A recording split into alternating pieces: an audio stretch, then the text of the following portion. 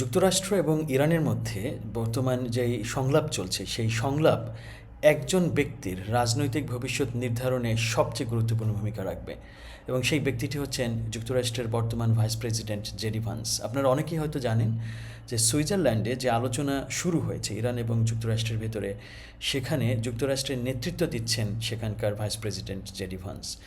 সাধারণত এ ধরনের আলোচনায় পররাষ্ট্রমন্ত্রী অথবা পররাষ্ট্র প্রতিমন্ত্রী, সচিব অনেকেই যুক্ত থাকেন, কিন্তু সুনির্দিষ্টভাবে যুক্তরাষ্ট্রের পক্ষে এই আলোচনায় নেতৃত্ব দিচ্ছেন জেডি ভান্স। বলা হয়ে থাকে এই আলোচনার যে ফলাফল হবে সেটি নির্ধারণ করে দিতে পারে যে জেডি ভান্স 2028 সালে যে প্রেসিডেন্ট নির্বাচন হবে যুক্তরাষ্ট্রে, সেখানে তিনি সত্যিকার অর্থে একজন প্রতিদ্বন্দ্বী হয়ে উঠবেন নাকি তার পলিটিক্যাল ক্যারিয়ার শেষ হয়ে যাবে।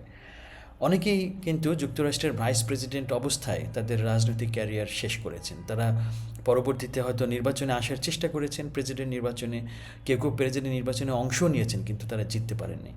ভাইস প্রেসিডেন্ট থেকে প্রেসিডেন্ট হওয়ার যে দৌড়, সেখানে অনেক মানুষই আসলে হোঁচট খেয়েছেন। এবার জেডি ভান্স আসলে জিতবেন কিনা সেটি কিন্তু নির্ধারিত হবে এই ইরানের সাথে তার আলোচনার ফলাফলের উপর ভিত্তি করে।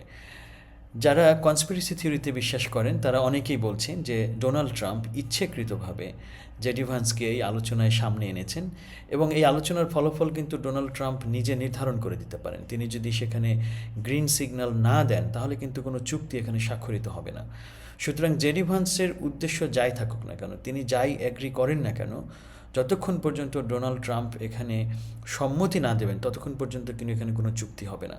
সুতরাং এই যে জেডি ভান্স আলোচনায় নেতৃত্ব দিচ্ছেন, এর সাফল্য কিংবা ব্যর্থতা এটি নির্ধারণ করে দেবেন ডোনাল্ড ট্রাম্প। কিন্তু এই আলোচনাটি যদি ব্যর্থ হয় তাহলে এই ব্যর্থতার দায়ভার পুরোটাই কিন্তু নিতে হবে জেডি ভান্সকে। ডোনাল্ড ট্রাম্প সিম্পলি বলে দিতে পারেন যে জেডি ভান্স ঠিক মতো করে নেগোসিয়েশন করতে পারেন নাই বলে এই আলোচনাটি ব্যর্থ হয়েছে।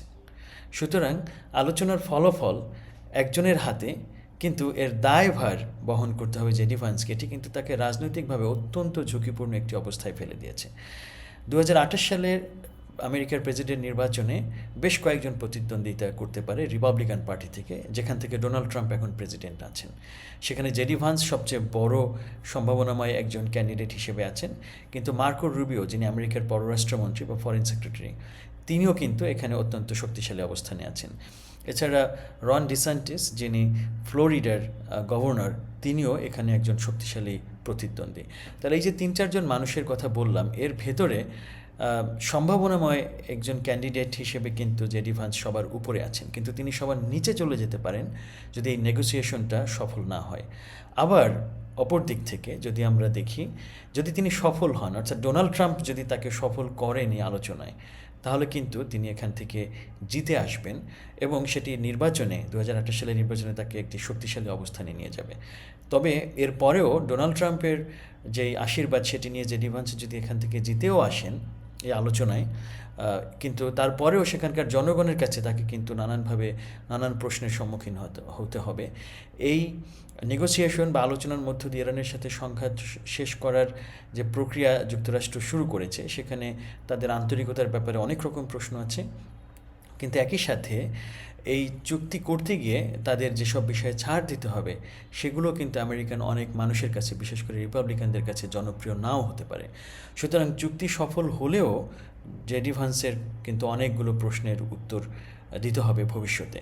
সেই জায়গাটাও তিনি ভালো করবেন নাকি মন্দ করবেন সেটি নির্ধারণ করে দিতে পারে যে তিনি শেষ পর্যন্ত একজন প্রেসিডেন্সিয়াল ক্যান্ডিডেট হবেন কি হবেন না।